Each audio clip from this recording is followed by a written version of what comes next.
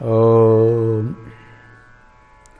आदरणीय भक्तजनवृन्द, जय श्री राधे, जय श्री कृष्ण, जय शम्भो। आउनुहोस्, आजको श्री स्वस्तानी व्रत कथाको 10औं अध्यायमा हामी प्रवेश गर्दैछौँ। दिव्य सत्सङ्ग माघ महिनाको पावन पर्वकालीन समयमा के भगवत चर्चा गरौँ। स्वस्तानीको महात्म्यको माध्यमले सर्वप्रथम हामी प्रार्थना मङ्गलाचरण गरौँ। न पुष्पाक्षत लिएर ओम श्री गणेशाय नमः, ओम श्री परमात्मने नमः, ओम श्री सरस्वत्यै नमः, ओम श्री गुरवे नमः। यं ब्रह्मा वरुणेन्द्र रुद्रमरुतः स्तुन्वन्ति दिव्यैस्तवैः वेदैः साङ्गपदक्रमोपनिषदैर्गायन्ति यं सामगा। ध्यानावस्थित तद्गतेन मनसा पश्यन्ति यं योगिनो यस्यान्तं न विदुषुरासुरगणा। देवाय तस्मै नमः। श्रीमच्चन्दनचर्चितोज्ज्वलवपुः शुक्लाम्बरा मल्लिका मालालङ्कृतकुण्डला पुरुलसन्मुक्ता बलिशोभिता। सर्वज्ञाननिदानपुस्तकधरा रुद्राख्यमालाधरा वाग्देवी वदनाम्बुजे वसतु मे त्रैलोक्यमाता चिरम्। मूकं करोति वाचालं पङ्गुं लङ्घयते गिरिं यत्कृपातमहं वन्दे परमानन्दमाधवम्। नमो भगवते तस्मै व्यासाय अमिततेजसे यस्य प्रसादात् वक्ष्यामि नारायणकथामिमम्। नारायणं नमस्कृत्य नरं चैव नरोत्तमं देवीं सरस्वतीं व्यासं ततो जयमुदीर। श्री स्वस्तानी परमेश्वर्यै नमः। अथ 10मोऽध्याय। कुमारजी आज्ञा गर्नुहुन्छ अगस्त्य मुनि विष्णु भगवानलाई देख्न साथ यसै पनि सम्पूर्ण असुरहरूले आगो झैँ भएर डेडिरहेका थिए। त्यसमाथि झन् कालनेमीलाई पराजित पारेर आफू विजयी भई सङ्ग्राम भूमिमा प्रभुत्ता साथ उपस्थित विष्णु भगवानलाई देख्दा असुर दलका सेनापतिहरूको कोरले सीमा पार गर्दै गयो। मह काट्दा मौरी रिसाए जस्तै सारा सैन्य लिएर चारैतिर घुम्न लागे। काला चमरहरू लरक्क पारिएको सेता बेलबुट्टा भएका पञ्चरङ्गी ध्वजा पताकाले सज्जित गण्डस्थल फुटेर धँधको धारा बगाइरहेको आँट्नै हिँड्न सकिने ठुलो पर्वत झैँ विशाल र डरलाग्दो हात्तीमा चढेर निमिदैत्य त्यस सङ्ग्राम भूमिमा विष्णु भगवान लम्कियो। त्यसका सहायक अनुचर वा रक्षक प्रसिद्ध असुरहरू कवच र किरीट धारण गरेका डरलाग्दा 30,000 अजति थिए। मथन दानव अश्वमा चढेको जम्बको सवारी उँटमा थियो। शुम्भासुर वा ठुलो र बलियो भेडामाथि बसेको थियो।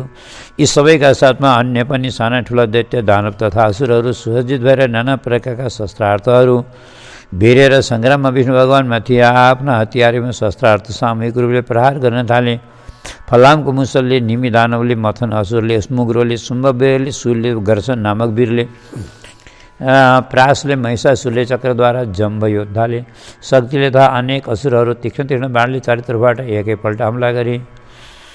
ती समस्त दैत्य दानव र असुरगणका शस्त्रार्थहरू विष्णु भगवानका अङ्गमा एक योग्य गुरुजनका उपदेश सुविज्ञ शिष्यका हृदयमा पसे चाहिँ एक एक गरेर पस्दै गए। त्यति हुँदा पनि नारायण भगवान कति पनि नआत्ति विशाल बाहुमा धनु लिएर सर्प जस्ता र एकदम स्वच्छ पारिएका सोझै गएर लक्ष्यभेद गर्न सक्ने बाणहरू सन्धान गरेर धनु कानसम्म तानी समस्त असुरहरूमाथि छाड्नुभयो। ती अग्नि समान 20 सरले निम्मीलाई, 10 सरले मथनवीरलाई, 5 सरले शुम्भलाई र 1 सरले महिषासुरलाई तथा 12 सरले जम्मलाई आक्रमण गरेर फेरि सबैलाई पालैसित 8 सरले हिर्काउनु भयो। विष्णु भगवानको यस प्रकारको हस्तचातुर्य देखेर कोरले आगो समान भएका सबै दैत्य दानवहरू उच्च स्वर गरेर कराउँदै अत्यन्त भयङ्कर र अद्भुत सङ्ग्राम गर्न थाले। निमीले भाला प्रहार गरेर विष्णु भगवानको धनु महिषासुरले हातमा लिइराखेको बाणहरू टुक्रा टुक्रा पारिदियो र तिखा तिखा सरहरू प्रहार गरेर जम्बले गरुड विष्णु भगवानलाई बाहुमा शुम्भासुरले तत्काल प्रहार गरिदियो। यसरी सामूहिक आक्रमण गर्दै आइरहेका दानव दैत्यले आफू धनुको ताँदो काटिदिँदा विष्णु भगवानले गदा घुमाएर बेगपुर मथन मथन दानवमाथि प्रहार गर्नुभयो। त्यो गदा आएर लाग्न नपाउँदै निमीको तीक्ष्ण सरले टुक्रा टुक्रा पारिदियोस्। लोभी वा सानासित गरिएको याचना जस्तै आफ्नो गदा विफल भएको देखेर विष्णु भगवानले रत्न जडिएको दिव्य मुद्गर उचाली चारैतिर भन्न घुमाएर प्रहार गर्नुभयो। त्यो मुद्गर पनि लाग्न नपाउँदै आकाशमै जम्बवीरको गदा गर्सनको पट्टिस र महिषासुरको शक्तिले व्यर्थ पारिदियो। यस प्रकार दुर्जनसित गरिएको प्रीति प्रणय निवेदन निरर्थक भए झैँ आफ्नो शक्तिशाली मुद्गर व्यर्थ भएको देखेर विष्णु भगवानले 8 घण्टाको कठोर ध्वनि भएको अग्रभाग तेजिलो देखिने आफ्नो शक्ति जम्बवीरमाथि प्रहार गर्नुभयो। त्यो शक्तिलाई पनि गजासुरले आकाशमै टप्प समाइदियो। सुयोग्य व्यक्तिले दिएको शिक्षा अर्थ उपदेशलाई विवेकी व्यक्तिले टप्प टिपेमा झैँ त्यो बलियो शक्तिलाई गजासुरले सहजै पक्रेको देखेर विष्णु भगवानले अर्को बलियो र भारी धनुले त्यसमा ताँदो चढाई रौद्रास्त्र सन्धान गरेर त्यो गजासुर दानवमाथि प्रहार गर्नुभयो। त्यो अस्त्र को तेजले चराचरमा व्याप्त भयो। सम्पूर्ण आकाश सरैसरले ढाकियो। दिशा विदिशा र पृथ्वी सरका जालले जेलिए झैँ देखिन लाग्यो।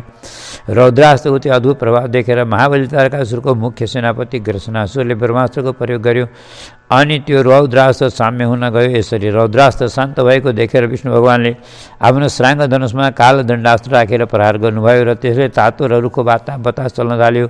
भुइँचलो आउन लाग्यो अनि बल्ल दानव र दैत्यहरूको हृदय कम्पित भयो, मुटु हल्लियो। त्यो भयङ्कर अस्त्र देखेर असुरहरूले पनि आफ्ना प्रधान र दिव्य अस्त्रहरू प्रहार गर्न थाले। त्यसमा प्रथम कृष्णवीरले नारायणास्त्र, निमिले चक्र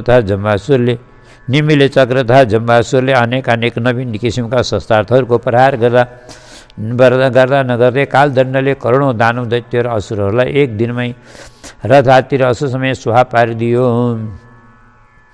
दैत्यहरूका सम्पूर्ण शस्त्रार्थ स्वयं शान्त भएर गए। आफ्नो बलवान कालदण्डास्त्र असुरले शान्त पारिएको देखेर केही कुर्दी मुद्रा धारण गरेका विष्णु भगवानले हजारौँ सूर्य समान टल्किन हेर्दा आँखा नै तिर्मिराउने तीक्ष्ण धारहरू आरा झैँ भएको डरलाग्दो द्वितीय कुटस्थ आत्मा नै लक्ष्य गरेर प्रहार गर्नुभयो।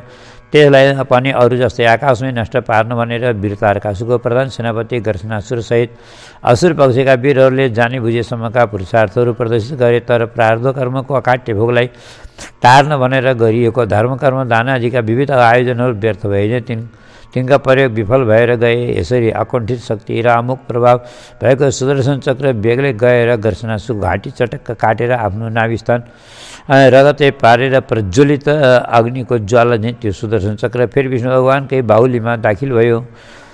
त्यसरी तारकासुरको मुख्य सेनापति ग्रसनासुर जब सङ्ग्राममा विष्णु भगवानको हातबाट मरेको दियो तब सबै असुरहरू नियन्त्रित रहन नसकेर भगवान विष्णुसित सामूहिक घमासान युद्ध गर्न लागे। गदा पासपट्टि मुसल, नारा, शक्ति र चक्र आदि शस्त्रार्थहरूको पानी पर्ने धारा छुट्यो। ती सबै असुरहरूका शस्त्रार्थ अद्भुत पराक्रम भएका विष्णु भगवानले एक एक गरेर टुक्रा टुक्रा पार्दै जानुभयो। अब ती असुरहरूका शस्त्रार्थ धेरै जसो समाप्त हुँदै गए। अब त शस्त्रार्थ सकिनाले ती दानव दैत्यहरू व्याकुलता अनुभव गर्न थाले। कुनै हतियार लिन नपाएपछि मरेका हात्ती अश्वका मृत शरीर नै उचालेर हिर्काउन थाले। विष्णु भगवानले पनि अनेक रूप धारण गरेर ती असुरहरूसित केही समयबेरसम्म लडाइँ गर्दै रहनुभयो। चारैतिरबाट दैत्य दानव र असुरहरूबाट घेरिएका तथा सबैतर्फबाट आएका शस्त्रार्थहरूको एउटै स्थानबाट केवल एक व्यक्तिले निवारण गर्नुपर्दा विष्णु भगवानका हात गल्न स्वाभाविकै थियो।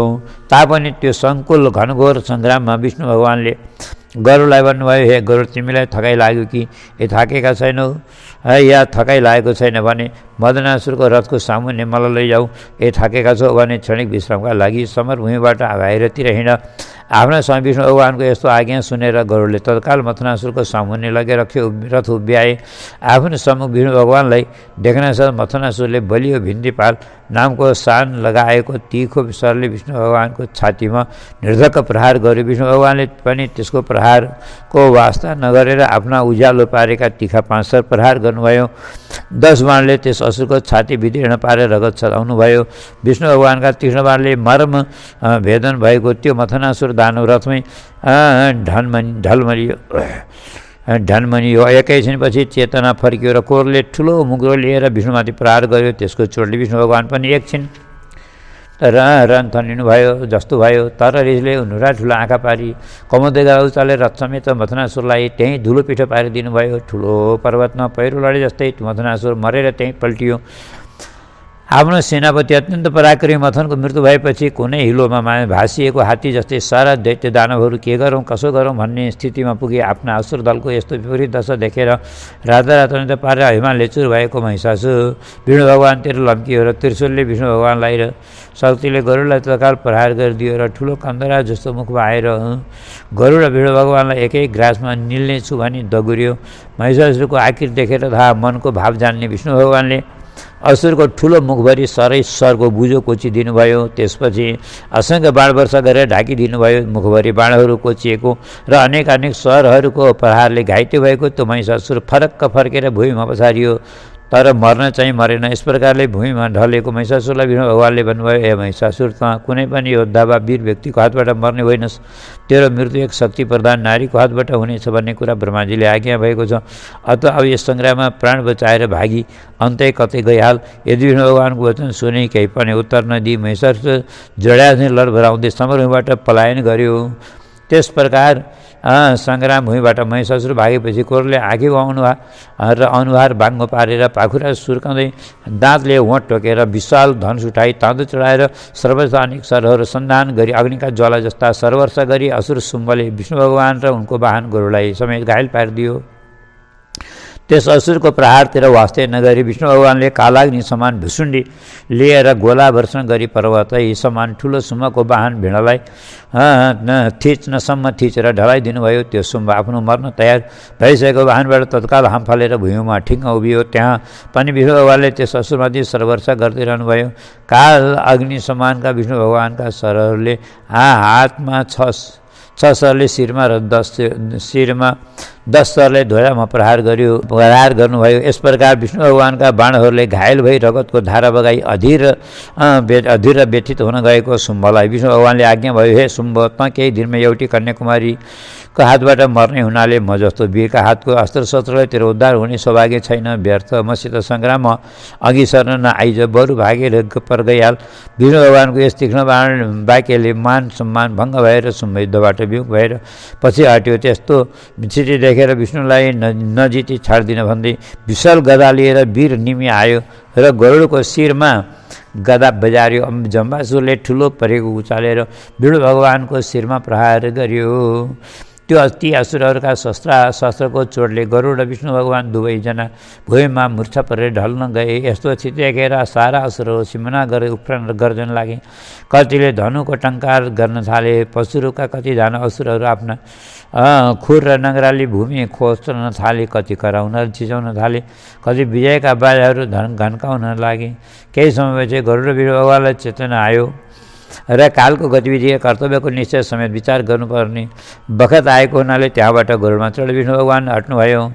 अब विष्णु पनि सङ्ग्रामबाट भागे भनेर असुरहरू झन् खुसीले उन्मत्त भएर नाच्न लागे।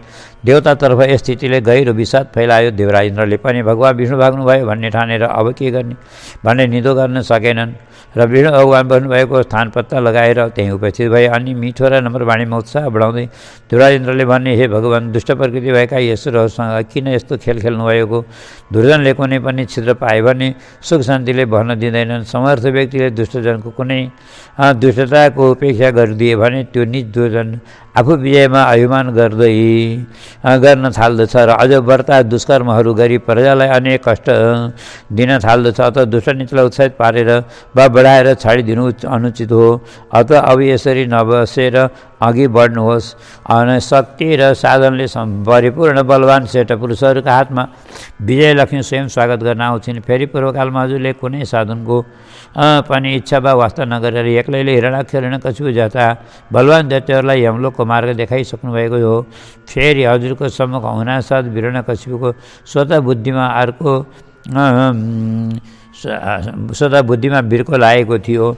पुरा कालमा अनेक आसुरी शक्तिका भरमा परिदैवी शक्तिलाई पराजित गर्न खोज्ने वीर दैत्य दानव असुरहरू बत्तीका पुतली झैँ भएर गए। बितेका अनेक युगमा हजुरले असुरी शक्तिको जसरी संहार गर्नुभएको थियो, त्यस्तै यस बखत पनि अल्पत्र परेको दैवी शक्तिको निम्ति हजुर एकमात्र आधार वा उद्धारकर्ता हुनुहुन्छ। अब हामी देवताहरूलाई आश्रय र अभय दान दिन उठ्नुहोस्।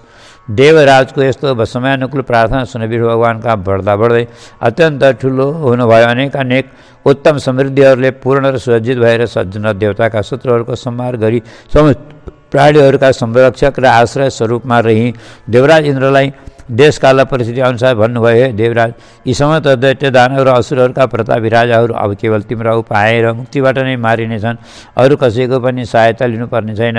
एउटा तारकासुर मात्र 7 दिनको शिशुबाट मर्नेछ, त्यसलाई मार्ने तिम्रो शक्तिदेखि बाहिरको कुरा हो, त्यसमा तिमीले चिन्ता लिनु पर्दैन। अन्य चाहिँ कुनै स्त्रीका हातबाट र कोही कुमारी कन्याका हातबाट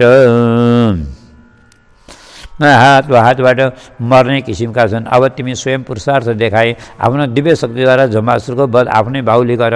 तिमी बाहेक अन्य कसैको पनि हातबाट मारिँदैन। यसै कारण चाहिँ मलाई सङ्ग्रामभूमिमा छाडेर समरबाट भगुवा जस्तो भएर म यहाँ आएको हुँ। अझ संसारको काण्टक रूप र जम्बासुरको वधका लागि तिमी तत्काल उद्योग गर, त्यसमा म तिम्रो पुरा सहायता गर्नेछु। यस प्रकारको भगवान विष्णुको उपदेश वा सल्लाह पाएपछि देवराज इन्द्रले समस्त देवताहरूलाई सैन्य सङ्गठन गरेर तिनको व्यूह तयार पार्ने समेत आज्ञा दिए। आफ्नो पराक्रम तपस्या रूप सार वस्तुहरूको सङ्कलन गर्ने सल्लाह पनि विष्णु भगवानबाट पाइयो। त्यस सैन्य सङ्गठनमा अग्रसर हुन एकादश रुद्रलाई सङ्केत दिए। अतः सबै रुद्रहरू अनेक सर्पका गहनाहरूले सुसज्जित भएका र बलि निलो घाँटी हुने झुरोमा चन्द्रमा लगाएका अग्निको ज्वाला समान त्रिशूल लिएका अत्यन्त भयङ्कर रूपका अग्ला र कैला जटाहरूको जुरो बाँधेका, बाघको छाला कम्मरमा हात्तीको छाला काँधमा कसेका, सदैव दैत्य दानव र असुरहरूलाई भयभीत तुल्याउने कपाली, पेङ्गल, भीम, विरूपाक्ष, बिलोहित, शास्ता, शासन, अजय, ध्रुवखण्ड र शम्भु, यी अतुल बलशाली र प्रतापी एकादश रुद्रहरू देवताका सेनाको संरक्षण गर्दै शत्रुहरूका मुटुमा मृत्युको धर्ष पार्दै देवताहरूको उत्साहमा वृद्धि गर्दै प्रलयकालको मेघ गर्दै सेनाका अगाडि लागे। हिमालय समान सेता सुवर्ण कमलको सुवर्ण कमलको स्वच्छ माला पहिरेका, चमर हल्लाएर सुवर्णका घुँघरा र घण्टाहरू झुन्डाएका 4 विशाल लामा धारा देख्दै पर्वताकार ऐरावत हात्तीमा हिमालयको टाकुरामाथि टल्कने सूर्य समान देवराज इन्द्र चढेका थिए। अग्नि र वायु दायाँ बायाँ र विष्णु भगवान सेनासहित इन्द्रको संरक्षक रूपमा उपस्थित रहनुभयो। अनि अष्टावसु द्वादशादित्य विश्वदेव र अश्विनी कुमार तथा गन्धर्व, विद्याधर, यक्ष, राक्षस, नाग, किन्नरहरू अनेक आभूषण शस्त्रले सुसज्जित भएर वीरित सूर्यराज अर्को परिचयका निम्ति अनेक चिन्हले अङ्कित भई बन्दीजनहरूद्वारा आफ्ना गाथा गान गरेर सुनाउँदै दैत्य दानवको वध गर्नका लागि हर्षोल्लास देखाउँदै समस्त देवगणी सहितका देवताहरू अब देवराज इन्द्रका अघि हिँडे। विभिन्न देवताहरूका समूहले सुरक्षित असङ्ख्य घोडा, हात्ती र रथीहरूले पूर्ण ध्वजा पताका आदिले सज्जित, हात्ती अश्वका ध्वनिले व्याप्त सेता चमर आदिले परिपूर्ण त्यो देवताको सेना दैत्य दानव र असुरहरूका चित्तमा भयङ्कर सन्ताप उत्पन्न गर्दै अघि बढ्यो। र यस प्रकार समुद्र चाहिँ उर्लेर आउन लागेका देवसेनालाई देखेर असुर पक्षको सेनापति गजासुर तत्काल ठुलो हात्तीको स्वरूप लिई कालो भयङ्कर मेघ समानको बनेर फर्सा उचाली कोरले होठ टोक्दै पाउले देवसेनालाई किच्दै मिच्दै र सुणले तान्दै पछार्दै धारिलो फर्साले कर्कलाको बारी झैँ ध्वस्त पार्न लाग्यो। यसरी अनेक सेनालाई दलमल पारेको देखेर यक्ष, गन्धर्व र किन्नरहरू सबै मिलेर दानवी सेनामाथि पास परशु, मुद्गर, भिन्दिपाल, प्रास, कुन्त, तरवार, दण्ड, भाला र वर्षाहरूको पानी परे झैँ वर्षा गर्न लागे। तर ती सम्पूर्ण शस्त्रार्थहरू जन्तुले घाँसको भुजो मुखमा कोचे झैँ गरेर एक गाँसमै समाप्त पारिदियो। कोरले सुन लामो पारेर देवसेनाहरूलाई लडाउँदै पछार्दै सङ्ग्रामभूमिमा चारैतिर घुम्न थाल्यो। जुन देवताका सेनातिर लम्कियो त्यतातिर भाग र हाहाकार पर्दथ्यो। यस प्रकार देवसेनाको विध्वंस भएको देखेर एकादश रुद्रहरू अहङ्कार रूपी क्रोधको ज्वालाले बल्दो अग्नि झैँ भएर परस्पर भन्न थाले, हे भाइ हो, यो तुच्छ दैत्यलाई समाएर थिचिहाल। सेनापति नभएको यस पापी पाजीलाई अङ्कुशले घिसारेर तान र तिखासुलले मर्मस्थानमा रोपेर मार। परस्परका यस्ता कुराहरू सुन्न साथ कपाली रुद्रले तीक्ष्ण धार भएको बलियो त्रिशूल दाहिने हातमा लिएर बायाँ हातले स्वाट पुछेर क्रूरले नेत्र ठुला ठुला पारी भिरकुटी भङ्ग्याएर कठोर मुठीले टलक्क टल्कनेर झिलिक्क बिजुली झैँ झल्किने त्रिशूल बलपूर्वक समातेर त्यो सङ्ग्राम भूमिमा गजासुरमाथि उफ्रेर जाइ लागे र हात्ती रूप त्यसको गण्डस्थलमा रोपिदिए। त्यसपछि अन्य 10 रुद्र पनि बेगले एकैपल्ट दगुर्दै गए र त्रिशूलले गजासुरलाई रोपेर आकुल व्याकुल पारिदिए।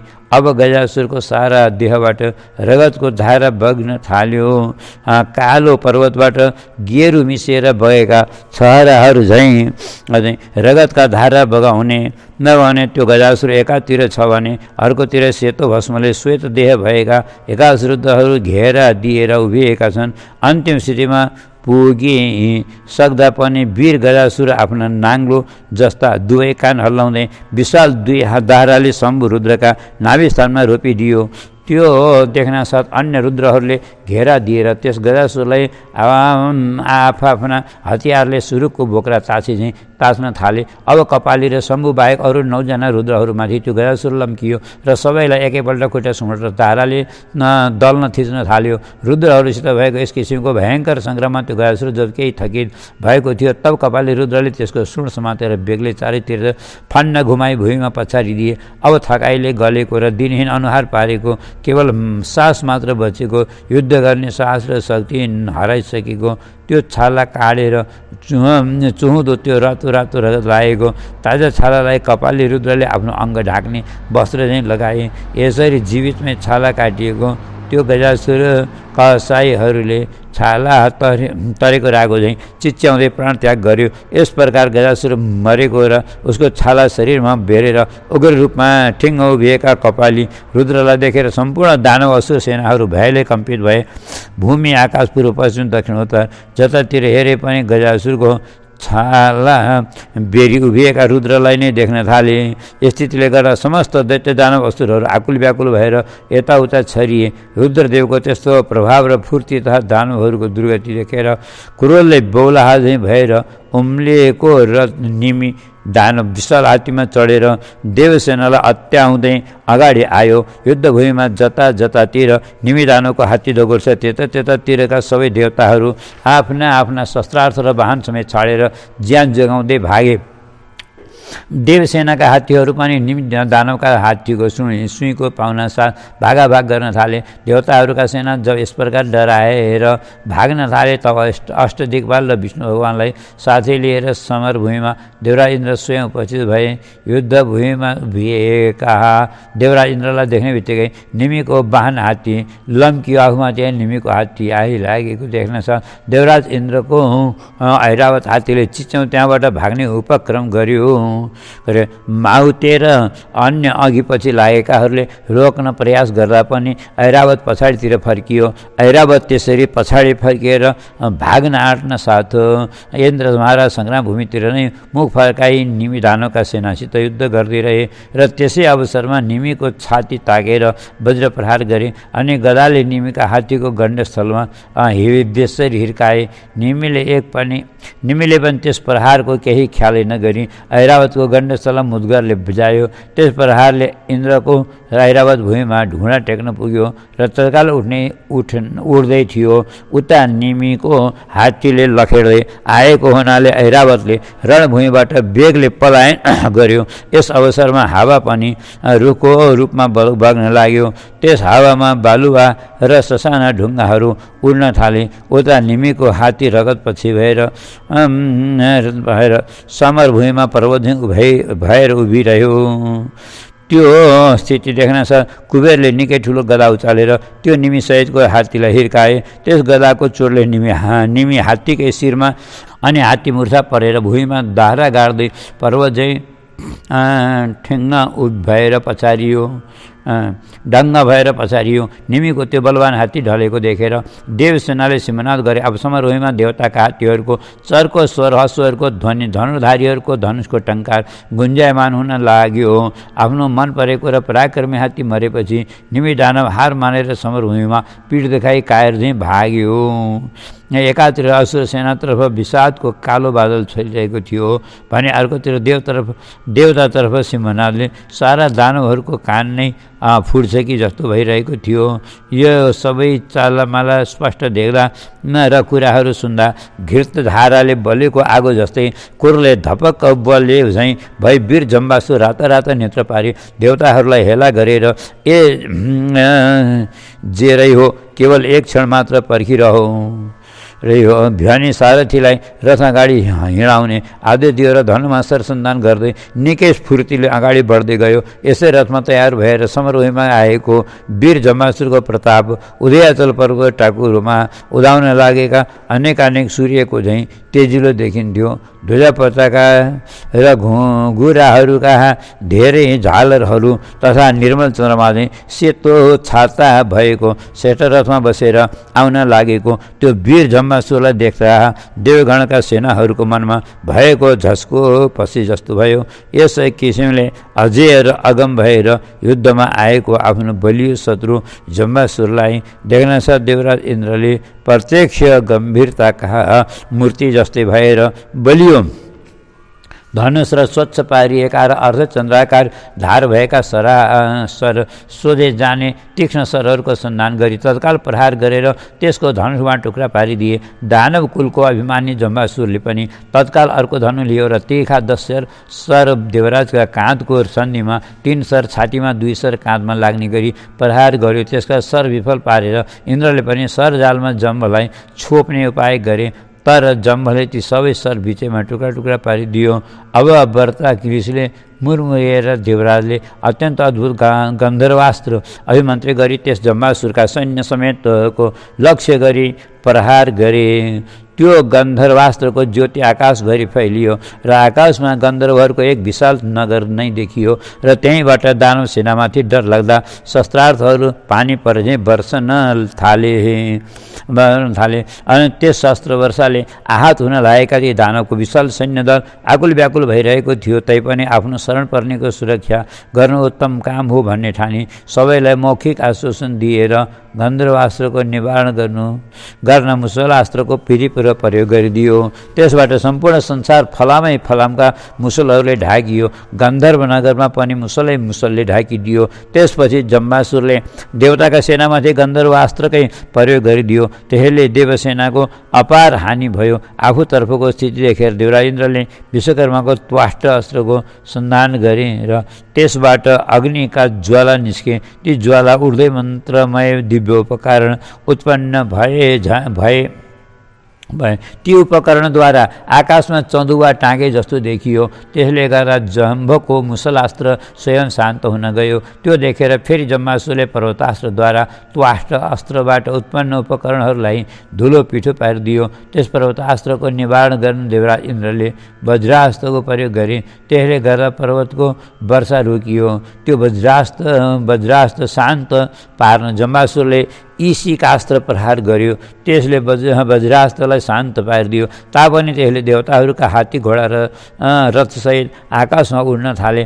त्यो देखेर देवराज इन्द्रले आग्नेयास्त्र प्रहार गरिदिए। त्यसले ईशिकास्त्र तत्काल शान्त भयो। तापनि त्यसबाट निम्किएको अग्निले रथ, अश्व, हात्ती एवं जम्बासुरको देह समेत डढ्न थाल्यो। फेरि वीर जम्बासुर पनि साहस र हिम्मत हार्ने खालको थिएन। उसले तत्काल वारुणास्त्र अभिमन्त्रित गरेर छाडिदियो। त्यसले देवराज इन्द्रको आग्नेयास्त्र शान्त भए तापनि आकाशमा बिजुलीका विभिन्न फुलबुट्टा जस्ता सेता काला मेघहरू देखिन थाले। हात्तीको सुण जस्तै जलनको वर्षा हुन थाल्यो। एक क्षणमै संसारभरि पानी भएर दिशा विदिशा सबै डुबाउन लाग्यो। त्यो स्थिति देखेर देवराज इन्द्रले वायुवास्त्र प्रयोग गरे। त्यस अस्त्रले भयङ्कर हुरी चल्न थाल्यो। चक्रवात आँधीले हा पारिदियो। आकाशमा सारा बादल छिन्न भिन्न भए तापनि वर्षापछिको चिसो हुरीले बेसरी जाडो भएर समस्त दानव सेनाहरू थरथर काम्न थाले। बलवान दानव वीरहरू पनि त्यस बखत सङ्ग्राम भुइँमा अडिन असमर्थ देखिए अनि त्यो वायुवास्त्रको वेग रोक्न जम्बासुरले पर्वतास्त्रको प्रयोग गरिदिए। त्यसबाट हुरीमा आउने दिशातर्फ एउटा भयङ्कर पर्वत ठडियो र वायुवास्त्रको प्रभाव बिस्तारै शान्त भएर गयो। अनि देवराज इन्द्र रिसाई वज्र समान कठोर महाशक्तिको सन्धान गरेर डरलाग्दो रूपमा ठडिएको त्यो पर्वतको आकृतिको जम्बासुरलाई ताकेर प्रहार गरे। त्यो अस्त्र लाग्न साथ पर्वरूपधारी त्यो असुरका सम्पूर्ण ओडार कन्दरा झर्न र छरा आदि सबै हराएर गए। ठुलो पर्वत पनि धुलो पिठो भयो अनि असुरको त्यो पहाडी माया साम्य भयो। त्यसपछि जम्बासुरले सङ्ग्रामको रूप फेरेर भयङ्कर पर्वतको रूप धारण गरेको विशाल गजराज बनेर देवताका सेनाहरूमाथि आक्रमण गरिदियो। त्यसका मोटा खाँबा जस्ता तेर्सो पारिएका काठ चिर्ने आरा झैँ धाराले थिच्ने मिच्ने गरेर आपत्ति पार्न थाल्यो। देवताका सेनामा चारतिर भत्ताभुङ्ग पारेर तोडफोड गर्दै सुणले लपेटेर अनेक सैनिकहरूलाई उचाल्दै र पछार्दै गर्न थाल्यो। असुरको त्यस्तो चाला देखेर देवराज इन्द्र कुपित भई नरसिंहास्त्र प्रयोग गरे। त्यसबाट लामा र काला दारा भएका अट्टहास गर्ने आरा जस्ता नङ्ग्राहरू भएको असङ्ख्य सिंह उत्पन्न भएर ती समस्त असुर सेनामा फिजिए। त्यसले जम्बासुरको तेज शक्ति पनि विलीन हुन गयो अनि जम्बासुर डरलाग्दो र ठुलो विषालु नागको रूप धारण गरेर हजारौँ फण फिजाई आक्रमण गर्न थाल्यो। त्यसको चाला देखेर देवराजले गरुडास्त्र अभिमन्त्रित गरी छाडिदिए। त्यसबाट अनेकानेक गरुड प्रकट भए। ती गरुडहरू सर्परूपधारी जम्बासुरमाथि आक्रमण गर्न लागे। जम्बासुरको त्यो माया पनि प्रभावी भएर अडिन सकेन। त्यसपछि समस्त आकाश नै ढाक्ने गरी विशाल देह फिजाएर त्यो जम्बासुर ठुलो मुख खोली सबै देवताहरूलाई एकै गाँसमा निल्न भनेर तयार भयो। अब आफ्ना सैन्य सबै असुरको मुखमा पस्न लागे। तब देवराज अब के गरौँ कसो गरौँ, यो उचित यो अनुचित, यस कुराको निधो गर्न नसकेर आत्तिए। अनि विष्णु भगवानसित हे प्रभु अब म के गरौँ, उचित उपदेश गर्नुहोस्। अनि विष्णु भगवानले देवराज इन्द्रलाई सान्त्वना र साहस दिएर आज्ञा गर्नुभयो। हे देवराज, यो सङ्ग्रामको मैदान केवल भिरु काँतरहरूको निम्ति मात्र डरलाग्दो देखिन्छ। तपाईँ जस्तो योग्य वीरका लागि कुनै ठुलो कुरा हुन सक्दैन। वीरले युद्धमा पीड देखाउनुभन्दा मृत्यु उत्तम मान्दछन्। अत यहाँबाट अन्त जाने वा भाग्ने कुरा गर्नु उचित होइन। अत आफ्नो प्रधान माया शक्तिको विस्तार गरेर शत्रुसित सङ्ग्राम गर्नै पर्दछ। म स्पष्ट देखिरहेको छु यो असुर आफ्नो पुरुषार्थमै अडिएको छ। अत हे सुराज, तपाईँ यस प्रकार मोहमा नगाडिनुहोस्, आफ्नो अस्त्रको सम्झना गर्नुहोस्। विष्णु भगवानबाट यस्तो साहस र सान्त्वना पाएपछि देवताहरूका राज इन्द्र पनि मनमा धैर्य धारण गरेर नारायणास्त्रको विधिपूर्वक ध्यान गरी अस्त्र देवताको चिन्तन गरेर आसुरी शक्तिको मनमा नै घृणा गर्दै त्यही आसुरी शक्तिको केन्द्रबिन्दु भएको जम्बासुरमाथि क्रोध गर्दै असुरको छातीको लक्ष्य गरेर प्रहार गरिदिए। त्यसै मौकामा जम्बासुरले ठुलो मुख खोलेर लाखौँ गन्धर्व नाग आदि सेनाहरूलाई निलिरहेको थियो। त्यो अमोघ नारायणास्त्र सहसा असुरको छातीमा बज्रन पुग्यो र असुरको मुटु फुटेर नाकमुखबाट रगत सङ्ग्रामरूपी अग्निको फिलिङ्गो निस्किन लाग्यो। त्यो नारायणास्त्रको तेजले जम्बासुरको त्यो भयङ्कर रूप नष्ट त भयो तापनि त्यो दुवैबाट अन्तर्धान भएर अदृश्य ढङ्गले आकाशमा बसेर त्यहीँबाट अनेक शस्त्रार्थ वर्षा गरेर देवताका सेनाहरूको धमाधम संहार गर्न लाग्यो। त्यो शस्त्रार्थ वर्षाले टुक्रिएका मरेर ढलेका भुइँमा तेर्सिएका अनेकानेक देवताका सेनाहरू र हात्ती घोडा र तथा सेनाका अङ्गहरूको थुप्रो र रगतको अटुट धाराले गर्दा बगेकी नदीले सम्पूर्ण रणभूमि भयदायक महाश्मशान जस्तै देखिन लाग्यो। मृत देहहरूको रास लाग्न गयो। हाडहरूको पर्वत खडा भयो। रगतको पोखरी तलाउ नदी नाला जस्तै देखिन लाग्यो। त्यहाँ गिद्ध स्याल कौवा भूत प्रेत पिशाच योगिनी तथा भैरव सहित निशाचर राक्षसहरू एकत्र भएर उफ्रन नाच्न लागे। डाकिनी साकिनी कोटरा पुतना आदिको ताण्डव नृत्य सुरु भयो। कुमारजी आज्ञा गर्नुहुन्छ अगस्त्य मुनि, अब यो देवासुर सङ्ग्रामको पौराणिक वर्णन पनि सुन। रात्रिको समयमा हर्षले नाचिरहेका मुर्कट्टाहरूको भिड लागेको, पग्लेको बोसो र बगेको रगतले भासिने हिलो भएको अनि स्वर्गमर्त्य पाताल तीनै लोकका समस्त प्राणीहरूको संहार गर्न तत्पर भएको यो देवासुर सङ्ग्रामको प्राङ्गणमा गिद्ध, कौवा र स्यालहरू प्रसन्न एवं आनन्दमा निमग्न छन्। कतै मुर्दाको थुप्रोमा बसेर कसैका नेत्र लुछेर कागहरू काउँ काउँ गरिरहेका छन्। कतै लामा र मोटा आन्द्राहरू भुँडी समेत तान्दै बलिया स्यालहरू दगुरिरहेका छन्। कहीँ कुनै स्याल आफ्ना दाँतले मुर्दाको ह्याकुलो वा मुटु कलेजो च्यापेर कुद्दै पर गई उभिरहेको छ। कतै सिनो खाने जन्तुहरू यताउता दगुरिरहेका छन्। कतै बुवासाहरू ठुलो मरेको हात्तीको रगत पिएर ढाडी हिँड्न पनि नसक्ने भई लामा लामा आन्द्रामा लुकिरहेका छन्। कहीँ तातो रक्तरूपी रक्सी लिएर मातेका पिसाचहरू मस्त भएर आफ्नै पिसाचिनी पत्नी समेत साथमा लिए हर्षले नाचिरहेका छन्। कुनै पिसाचिनी मलाई खुट्टाको मासु मनपर्छ, त्यो यता त्यो भन्छे। कुनै प्रेतिनी यो कमल जस्तो हात हो, मेरा कानमा कर्णफुल जस्तै बनाएर पहिराइदेऊ भन्दै आफ्नो लोग्नेसित प्रार्थना गर्दछे। कुनै भुतिनी मलाई बोसो नभएको केवल मासु मात्र मन पर्दैन, तिमीले के यस्तो दुब्लो मुर्दाको मासु ल्याएका भन्दै आँखा तरेर हप्काउँछे। कुनै बेतालकी पत्नी लौ ताजा रगतको रक्सी खाऊ भन्दै आफ्ना पतिलाई माया देखाएर दिन्छे। कुनै एक क्षणी मरेका पशुको छाला तरेर वृक्षलाई बन्चुरोले ढलाइ त्यो छाला वृक्षको कमलो र रातो पालुवा झैँ तुल्याई सुसज्जित पारेर स्याउले नाची यक्षगणका भर्खरका ठिटाहरूलाई हल्लल्ल हँसाउँछे। कोही यक्ष मरेर ढलेको हात्तीको दारा च्याती रगत पिएर त्यही ताराले गजको खप्पर फोरेर गिदी झिकी गजमुक्ता निकाली आफ्नी पत्नीलाई प्रसन्न पार्दछन्। यक्षिणीहरू आफ्ना यक्षहरूसित मरेका अश्वको घाँटीको रगत लिएर निहालेर हेर्दछे अनि मेरो प्रिय यक्ष, यो मृत जन्तुको रगत मलाई मन पर्दैन, जीवित जन्तुको रगत ल्याएर देऊ न भन्छे। अर्की भन्छे यो श्मशानमा ढलेको लास मेरो अनुकूल पथ्य हुँदैन। कोही मानिसको खप्पर फ्याँकेर किन्नरको टाउको राम्रो हुन्छ भन्दछे। अर्की कुनै यो हात्ती त्यो घोडा मरेको हुनाले मलाई खान डर लाग्छ, तसर्थ तिमी पनि आऊ, हामी सँगै बसेर खाए राम्रो हुन्छ भन्छे। यसरी यक्षका पत्नीहरू आफ्ना आफ्ना पतिहरूलाई भन्दछन्। कतैतिर पिशाच यक्ष राक्षस डाकिनी साकिनीहरू हातमा खप्पर लिएर मलाई यति थोरैले पुग्दैन, अलि बढी दिनुहोस् भन्दछन्। कतै रगतको नदीमा स्नान गरेर सलक्क परी देवताको पूजन र पितृको तर्पण पनि गर्दछन्। कतै हात्तीको मृतदेह रूपी नाउँमा सवार भई ठुलो दहमा पौरी खेल्दै पारी तर्दछन्। यस प्रकार देवता र असुरहरूको अनेक प्रकारको भिड घुइँचो भएको देवासुर सङ्ग्राममा कति पनि डर भए नमान्ने अहङ्कारी दुवैतर्फका सेनाहरू झन्झन उत्तरसिएर अघि सरी प्राणको लेनदेन गरिरहेका छन्। दानव सेनापति जम्बासुर आकाशमा अदृश्य भएर देवताका सेनामाथि अनेक थरीका शस्त्रार्थको वर्षा गरिरहेको छ।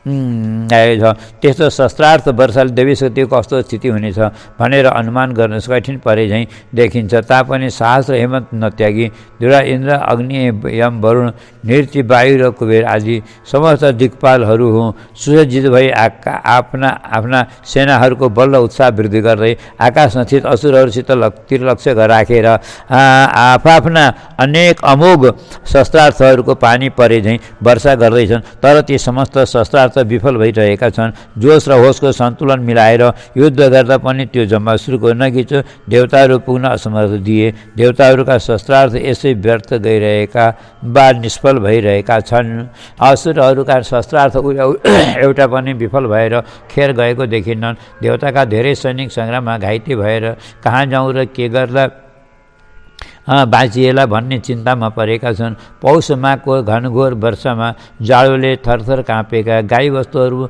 फाँट मैदानमा अडिन नसक्ने ओत खोज्दै यताउता गरे जस्तै देवताहरूका सेना पनि आश्रय वा रक्षाको खोजी गर्न थाले।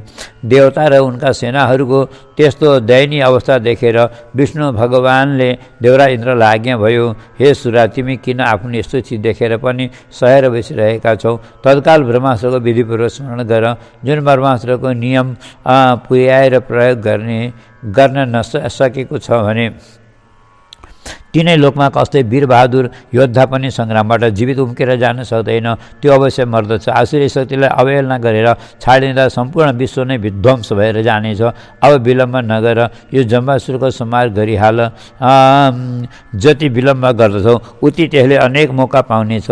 यसरी विष्णु भगवानले देवराज इन्द्रलाई उत्साहित र प्रेरणा दिनसाथ पूर्ण धैर्य र संयमसहित सदैव आफूले सम्मान साथ मर्यादापूर्वक पूजा गर्दै आएको विशेष ओजस्वी तेजवान त्यो ब्रह्मास्त्र, जुन ब्रह्मास्त्र प्रयोग गरेपछि शत्रुको संहारमा अमोघ अचुक र कहिले व्यर्थ नजाने थियो, त्यसलाई बाणमा सतर्कतापूर्वक सन्धान गरेर आफ्नो विशाल धनुषमा चढाई बुद्धिमानीपूर्वक धैर्य धारण गरी ब्रह्मास्त्रको बीज मन्त्रमा चित्त स्थिर गरी शरीरलाई समाधिस्थ पारी शुद्ध मन्त्रोच्चारण गरी आफ्नो अत्यासलाई नियन्त्रणमा राखी धनुषको ताँदो कान्छम्म तानी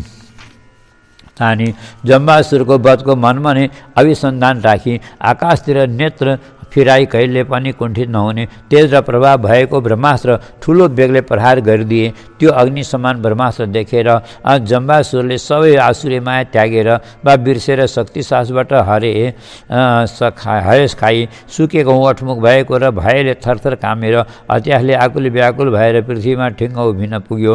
असुरका सम्पूर्ण विद्या समेत शस्त्रार्थहरू देवराज इन्द्रका आसनको नगिचे झलमल हुँदै स्वयं समर्पित हुन पुगेर शिरको किरीटमा जडेका मणिमाणिक्य र रत्नहरू चारैतिरका पाटाबाट प्रस्फुटित भएर झलमल्ल गर्ने उज्जवल कान्ति फिँजेका अनेक थरीका सुगन्धी पुष्पहरूका सुगन्धले मगमग भएको धुवाँ फैलिएको अग्निको ज्वाला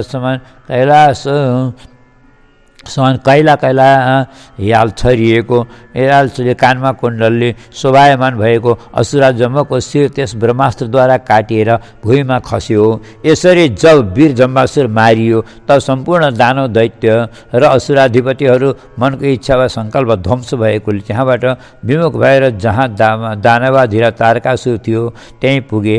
त्यसरी तर्सेर डरले भाग्दै आएका आफ्ना सेनापति र सैनिकहरूलाई देखेर उता जम्बासुर समेत अनेक वीरहरू सङ्ग्राम भूमिमा मारिएका कुराहरूले सबै सुनेर त्यो तारकासुर मद मोह क्रोध अहङ्कार अभिमान एवं पुरुषार्थ समेत प्रकट गर्न वा अप्रकट गर्न नहुने किसिमको स्थितिमा आवेशयुक्त भएर आफ्ना अनेक सैनिकहरूको फेरि सङ्गठन गराई आफ्ना पराजित भएर आएका सेनाहरू र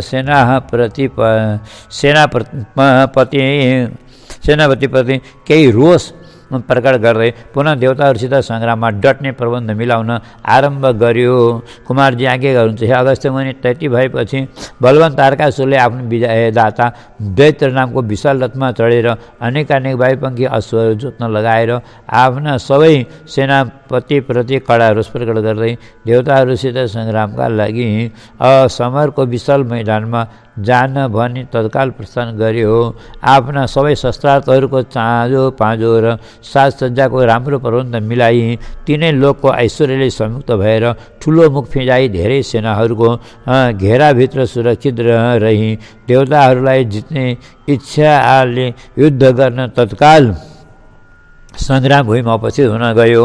उता देवताहरूका सेनातर्फ पनि अघि जम्बासुरसितको सङ्ग्राममा घाइते भएको ऐरावत हात्तीलाई अन्तै राखेर देवराज इन्द्रको प्रतापले सुरक्षित मातली सारथीद्वारा सज्जित पारिएको उत्तम सुवर्णका अनेक उपकरणहरूले सजिसहित पारिएको 4 योजन फराकिलो र सिद्ध वर्गले परिष्कृत पारिएको तथा गन्धर्व किन्न आदिको गाना बजानले पूरित भएको सुन्दर अप्सराहरूको नर्तनले रमणीय तथा सबै थरीका शस्त्रार्थले पूर्ण भएको त्यहाँ आवश्यक पर्ने सबै वस्तुहरू यथास्थान राखिनाले कुनै पनि चाहिएको बेलामा अलिकति पनि विलम्ब हुन नपाई तत्काल हाजिर गराउन सकिने अद्भुत किसिमले सुसज्जित पारिएको उत्तम र उज्जवल रथमा देवराज इन्द्र विराजमान थिए र उनको त्यो दिव्य रथलाई चारैतिरबाट रक्षा गर्न भनी लौह कवच धारण गरेका शस्त्रार्थले सुसज्जित विष्णु भगवान सहित समस्त लोकपालहरू उपस्थित थिए। दैत्यराज तारकासुर सङ्ग्राम भूमिमा आइपुग्दा पृथ्वी कम्पित भइन आकाशमा धुलो मिसिएको हुरी चल्यो। समुद्रमा ठुला ठुला तरङ्गहरू उठ्न लागे। सूर्यनारायणको तेज मलिन देखिन थाल्यो।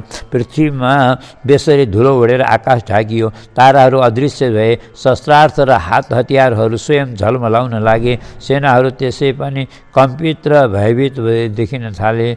एकतर्फ सेनासहित दानवाधीरा तारकासुर र अर्कोतिर देवताहरूका सेनाहरू परस्पर सामुन्य भए। एकातिर सम्पूर्ण विश्वकै संहार हुन्छ कि भन्ने ठुलो त्रास भने अर्कोतिर तीनै लोक सुरक्षाको समस्या उपस्थित भएको छ। समस्त संसार सारा चराचर नै दुई फ्याँकमा बाँडिएका छन्।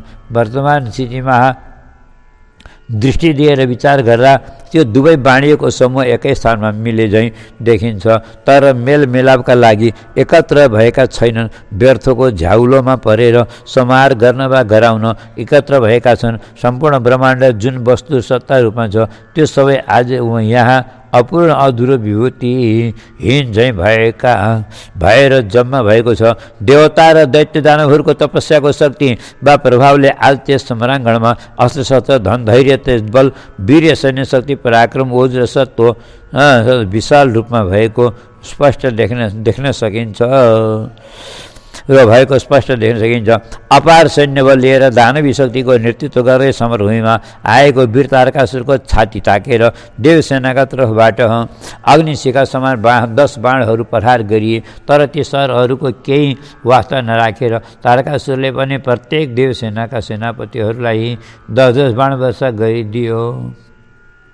अनि देवताहरू पनि फेरि त्यस असुरराजमाथि सरहरू पानी परे झैँ वर्षाउन लागे। त्यो सम्पूर्ण सर वर्षालाई कुलको कपुत दुराचारीले आफ्नो परम्परादेखि प्रसिद्ध भएर आएको आफ्नो महान र निर्मल वंशलाई अनाचारद्वारा समाप्त पारे झैँ आकाशमा नै नष्ट पारिदियो। ती देवताहरूका समस्त शस्त्रार्थहरू सहजै विफल र विनष्ट पारिसकेपछि वीर तारकासुरले आफ्ना सरले दिशा विदिशा आकाश भूमि सबै ढाकिदियो र देवताहरूका जुन जुन शस्त्रार्थ आफूतिर आउँथे ती सबैलाई आफ्नो चातुर्य वा हस्तलाघवले बीचमै टुक्रा टुक्रा पारिदिन्थ्यो। आफ्ना तर्क र युक्तिपूर्ण शस्त्रार्थले सत्य अथवा यथार्थ कथनलाई पनि संदिग्ध तुल्याई बङ्ग्याई मिथ्या प्रमाणित पारिदिए जस्तै त्यो तारकासुरले पनि देवगढका सबै शस्त्रार्थहरूलाई अनेक छलकपट गरेर विफल तुल्याइदियो र आफ्ना 80 सरले इन्द्रलाई, 60 सरले विष्णु भगवानलाई र 90 बाणले अग्निलाई,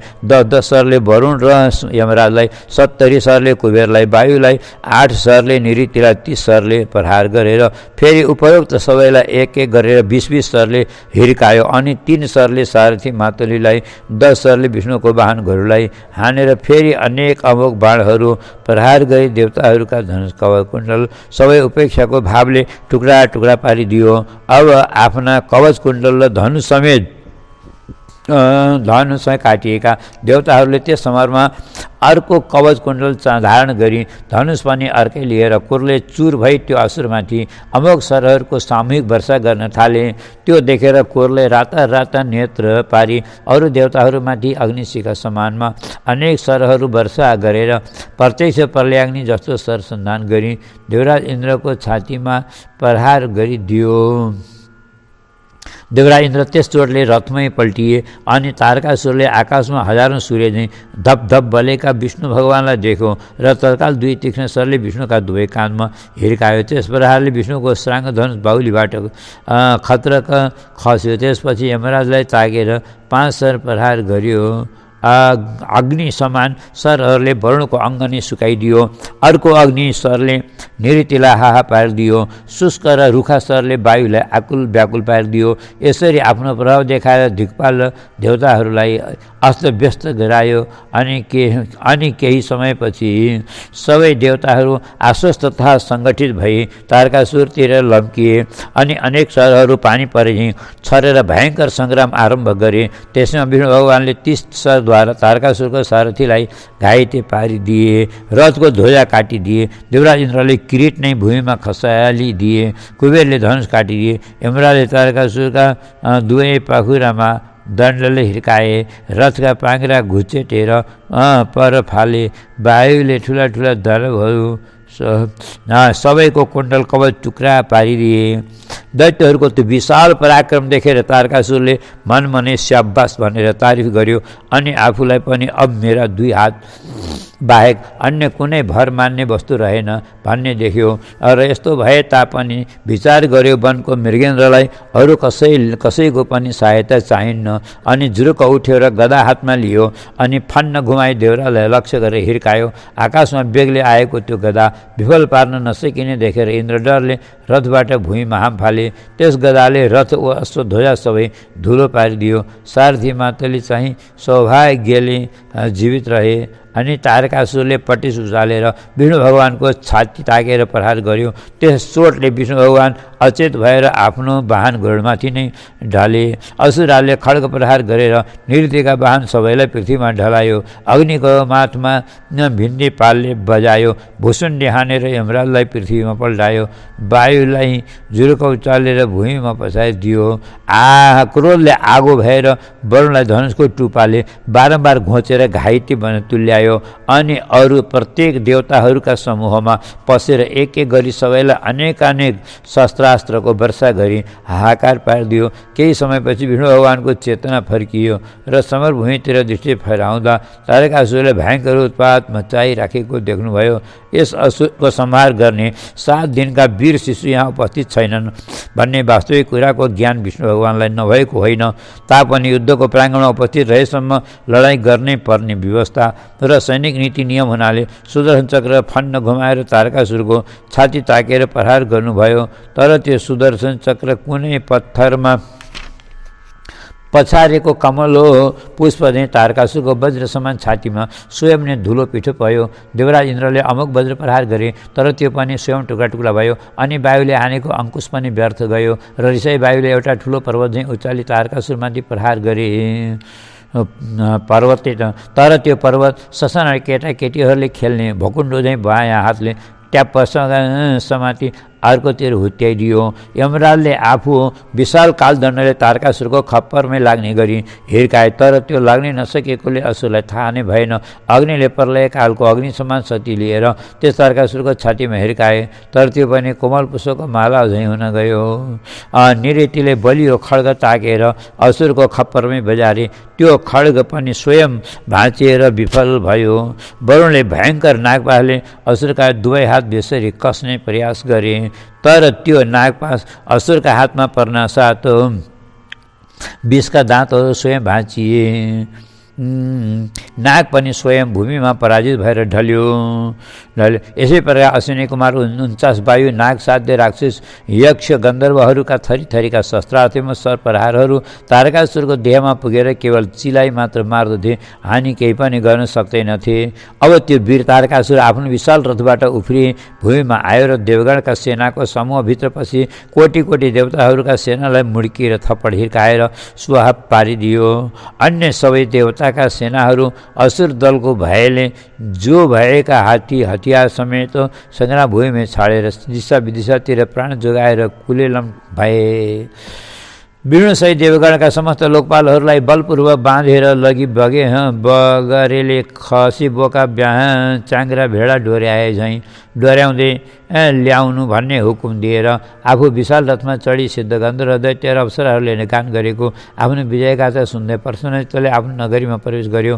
साथै तल्लेको राजा प्रसादमा अनेक मणिरत्नले बनेको राजसिंहासनमा विराजमान भएर किरीट कुण्डलहरू झलमल पार्दै आफ्नो अनेक दिव्य सुन्दरीहरूसित हासविलास गरी समय बिताउन थाल्यो। केही दिन यसै क्रममा बितेपछि एक दिन तारकासुरको दिव्य सभामा उसको एक प्रधान द्वारपाल आएर दुवै घुँडा भुइँमा टेकी हात जोडेर बिन्ती गर्यो, हे महाराज, कालनेमीले समस्त बाँधिएका देवताहरूलाई अहिले मुख्य द्वारमा उभ्याइराखेका छन्। अब यी बन्दी देवगणलाई कहाँ लगेर राखौँ भनिरहेका छन्। द्वारपालको यस्तो बिन्ती सुनेर तारकासुरले भन्यो, यो तीनै लोकको समस्त साम्राज्य मेरै हो र घरबार पनि आफ्नै हो, अत तिनीहरूलाई जहाँ इच्छा छ त्यहीँ बस्न दिनु, देवताहरूका बन्धनहरू पनि सबै फुकाइदिनु। तारकासुरको हुकुम अनुसार पास आदि काटिदिए। देवताहरूलाई आफ्नो मन परेको इच्छित स्थानमा बस्न पाउने आज्ञा पनि प्राप्त भयो।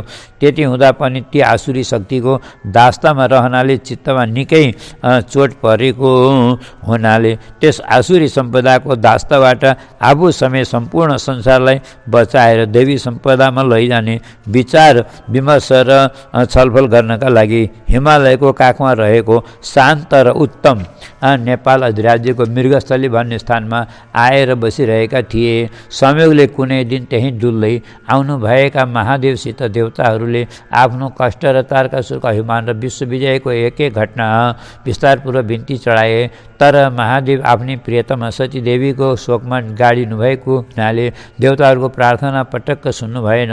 अनि देवताहरू अब के गर्ने र कहाँ जाने, कसलाई आफ्नो कष्ट सुनाउने भनेर विचार गरी अब स्वयं ब्रह्माजीका शरणमा गई सारा स्थिति बिन्ती गरौँ भन्ने निश्चय गरेर सरासर ब्रह्मलोकमा पितामह ब्रह्माजीको अनेक स्तुति प्रार्थना गरेर प्रसन्न तुल्याए।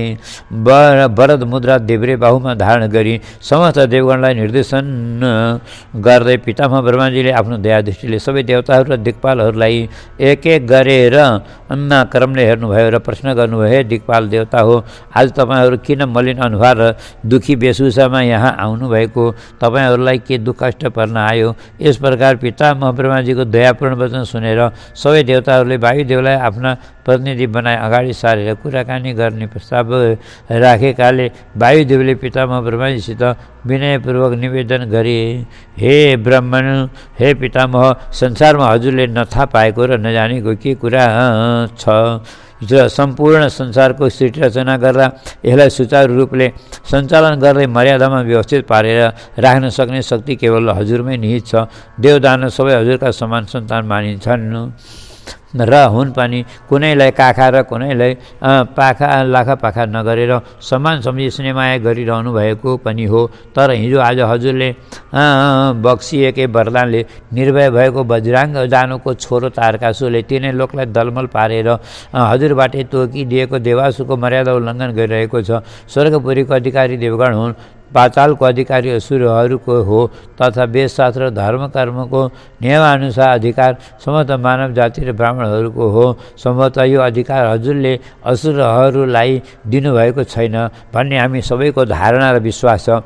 तर तारकासुरले हजुरको छैन भन्ने हामी सबैको धारणा र विश्वास छ। तर तारकासुरले हजुरको पवित्र र अकाट्य संविधानको अपमान गरिरहेको छ। संसारको सारा शक्ति र अधिकार केवल दैत्य दानवहरूमा मात्र सीमित पाइराखेको छ। सम्पूर्ण देवता र मनुष्यहरूलाई निर्बल वा अशक्त तुल्याई उनीहरूका समस्त उत्तम उत्तम वस्तुहरू हरण गरेर राष्ट्र देश र नगरहरूमाथि पनि आक्रमण गरेर समस्त विश्वको शक्ति आफ्नो हातमा राखी स्वर्गीय सम्पत्ति, नन्दनकानन, अप्सराहरू, विमान र मानव सम्पदा, वेदशास्त्र, यज्ञ धर्म कर्मका विभागहरू र धन धान्य आदि समस्त सम्पत्तिको नियम विरुद्ध शोषण गरी एक्लैले उपभोग गरिरहेको छ। यसरी शोषण गरेर स्वर्गीय दिव्य भूमि र मानवीय उर्वरा भूमिहरू सबै मरुभूमि समान तुल्याइराखेको छ। संसारका सबै राम्रा राम्रा नगर अथवा प्रदेशहरू असुरका मनोरञ्जन स्थल तुल्याइसकेका छन्।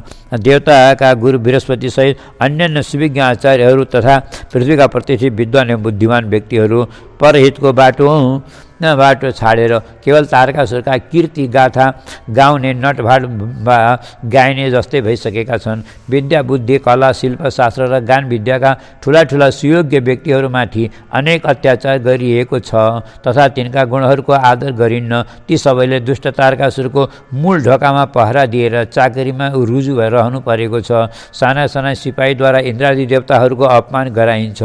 बेइज्जती र अपमानका साथ अनेक देवताहरू तारकासुरको सभामा अपराधी चाहिँ लगिन्छन् र अनादरपूर्वक बसालिन्छन्। हे प्रभु, तारकासुर र त्यसका अनुचर दैत्य दानव र असुरहरूका अभिनय अवज्ञाहरूको वर्णन गरेर साध्य छैन। हे पितामह, यसमा हजुरबाट केही विवेक विचार राख्नु भएन भने केवल हाम्रो मात्र होइन, संसारका सम्पूर्ण दैवी नियम र पुरातन सम्पदा समेत नष्ट हुनेछ अनि आसुरी नियम र सम्पदाको वृद्धि हुँदै जानेछ। त्यसको विपरीत फलको परिणामस्वरूप हजुरको यो सृष्टि नै समाप्त हुनेछ। किनकि पहिले दानव दैत्य औ असुरका दुर्भावना बेसरी थाले गर्न अनेक विश्वभरिमा उत्पात नाना थरी। राम्रा शास्त्र विधान न्याय पथमा बाधा परि मैलियो भोग्छौँ कष्ट र अन्धकार गहिरो चौतर्फमा फैलियो। अत अब निच मारी मौन भएर बस्ने समय छैन, झै मेरो मनमा लागिरहेको छ यसमा हजुरको जो आज्ञा। यति भने दुवै हात जोडेर वायु मौन भए। इति श्रीस्कन्द पुराणे केदारखण्डे माघ महात्म्ये कुमार अगस्त्य संवादे श्री स्वस्तानि परमेश्वर्यां व्रतकथायां तारक विजय वर्णनं नाम दशमोऽध्याय। श्री हरये नमः। ओम उपनयतु मंगलं वः सकल जगन्मंगलालय श्रीमान दिनकर किरण निबोधित नवनलिन दल निवेक्षण कृष्ण काले वर्षतो पर्जन्य पृथ्वी सस्यशालिनी देशोऽयं क्षोभरहितो ब्राह्मणा सन्तु निर्भया अपुत्रः पुत्रिणः सन्तु पुत्रिणः सन्तु पौत्रिणः निर्धना सदना सन्तु जीवन्तु शरदां शतम्। तत्रैव गंगा यमुना च तत्र गोदावरी सिन्धु सरस्वती च सर्वाणि तीर्थानि वसन्ति तत्र यत्राच्युतोद्धार कथा प्रसंगम्।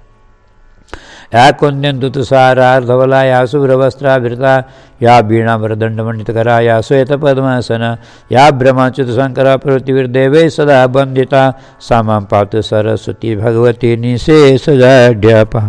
कायेन वाचा मनसेन्द्रियैर्वा बुद्ध्यात्मना वा प्रनुसृतस्वभावात् करोति यद्यत् सकलं परस्मै नारायणायेति समर्पयेत्।